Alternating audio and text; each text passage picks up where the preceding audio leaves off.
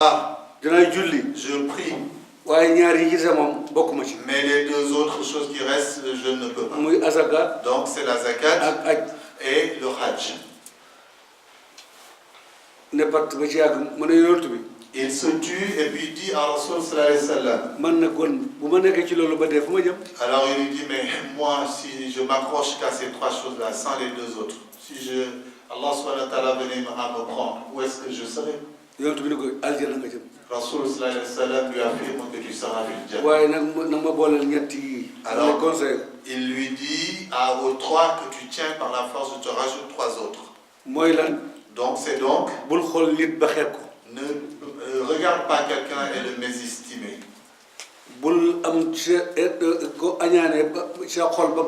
Ne garde pas de rancœur vis-à-vis d'une personne.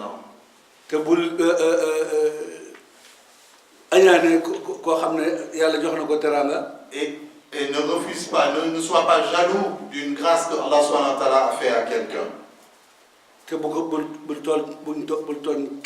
Et évite la provocation, évite de commettre du tort. Si tu fais cela, avec les trois dont tu parlais tout à l'heure, c'est moi qui t'amène fil jannah. Donc le jannah, le paradis, Allah subhanahu wa ta'ala nous en fait cadeau. S'il devait le vendre, personne n'aura le prix. Qui a le prix pour entrer au paradis? Il n'y a que lui qui a le prix. Personne d'autre n'a le prix. Et s'il choisit pour toi l'islam, il choisit la salam pour toi, ton entrée au paradis est assurée. On prie également Allah subhanahu wa ta'ala que Allah vienne au secours de la Ummatu Rasoul sallallahu alayhi wa sallam. Car il y a certaines personnes, ils croient en Allah, mais ils provoquent, ils commettent du tort vis-à-vis des créatures d'Allah. Ils vont jeter des bombes dans les mosquées où les gens sont en train de prier. Et alors qu'on sait très bien que ceux qui sont dans les mosquées pour prier, ce sont des musulmans. Alors si ces gens-là qui jettent des bombes dans les mosquées prétendent travailler pour l'islam, ils empêchent à ce moment-là aussi la promotion et l'évolution de l'islam. Rasoul sallallahu alayhi wa sallam a dit, Al-Muslimu man salima al-muslimuna min lisanihi wa yadihi. Al-Muslimu man salima al-muslimuna min lisanihi. Donc tous ceux qui sont musulmans, le véritable musulman, c'est celui qui, les gens sont préservés des dangers de sa langue et des dangers provenant de sa main. Ils sont préservés des dangers de sa langue. Ces personnes-là ne disent jamais quelque chose qui puisse faire mal. Les gens sont préservés des dangers de la main. Ils sont préservés parce qu'ils ne lèvent pas la main sur les gens. Ils sont préservés des jets de bombes. Et toutes ces choses-là ne font pas partie de l'islam. Donc c'est cet islam-là paisible qui est notre religion. Et en étant dans l'islam, nos anciens qui nous ont précédés, notre grand-père, El-Hajj Abdoulaye Niass, c'est le Hajj Malik Sy, Cheikh Ahmadul Bamba Khadimur Rasoul, quand ils adoraient Allah subhanahu wa ta'ala, ils n'appelaient personne pour leur dire venez, on va adorer Allah. Ils se sont isolés et ont adoré Allah jusqu'à Allah les entendre. Et Dieu a propagé leur nom et leur notoriété à travers le monde. C'est comme ce que Rasoul sallallahu alayhi wa sallam a dit. Lorsque Allah subhanahu wa ta'ala aime sa créature, il ordonne à Jibril alayhi salam en lui disant cette créature-là je l'aime, donc il faut l'aimer. Et à ce moment-là, Jibril alayhi salam aussi aime cette créature. Et il dit également, il ordonne à Jibril de dire à l'ensemble des malaïkas d'aimer cette personne-là. Et Jibril le transmet le message.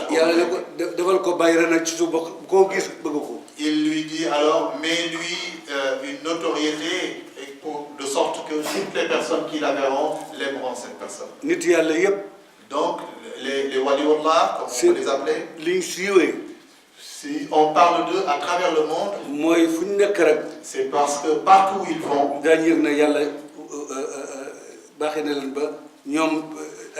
ils sentent par leur présence qu'il y a là une présence aussi, c'est celle de Allah subhanahu wa ta'ala, et ils sont convaincus qu'ils sont des esclaves d'Allah. Ils doivent faire partie de ce que l'on doit s'imposer.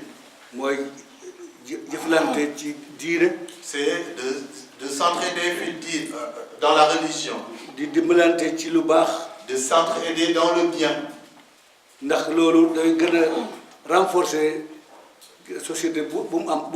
C'est parce que ces recommandations-là renforcent toutes les sociétés où cela est appliqué. Une personne s'était apprêtée pour aller faire son hajj. Il annonça à toute la communauté qu'il allait partir à la Mecque. Il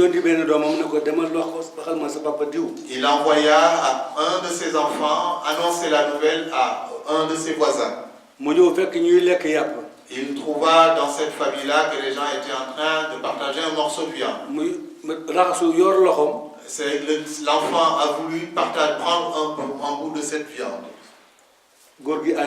Et le chef de famille l'interdit à l'enfant de prendre un morceau. Et l'enfant est retourné en pleurs chez lui. Le papa lui demanda donc pourquoi tu pleures, mon cher fils.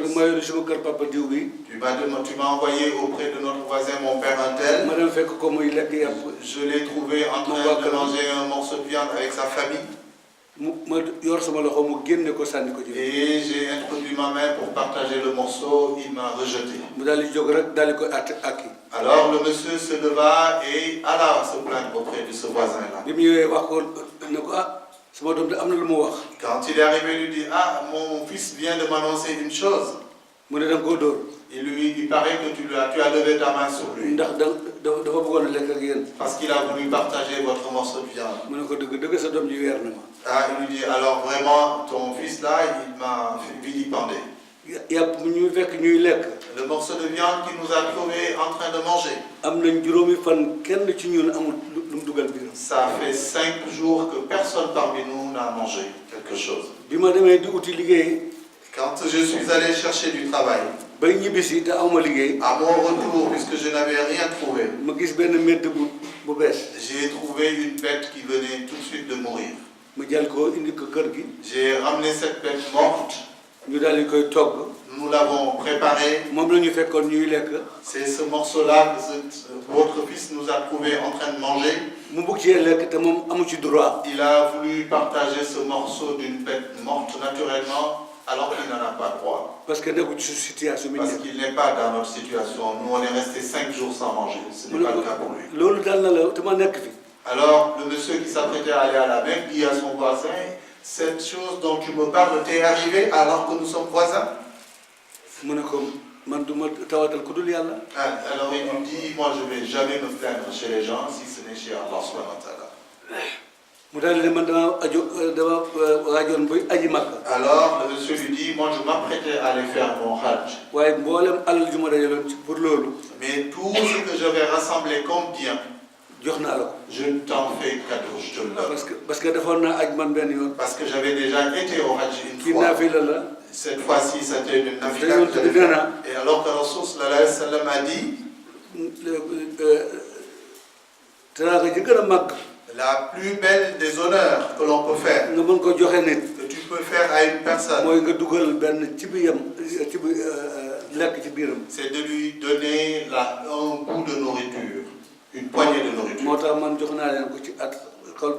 Donc c'est pourquoi j'applique cette hadith de Rasul sallallahu alayhi wa sallam et je vous donne tout ça.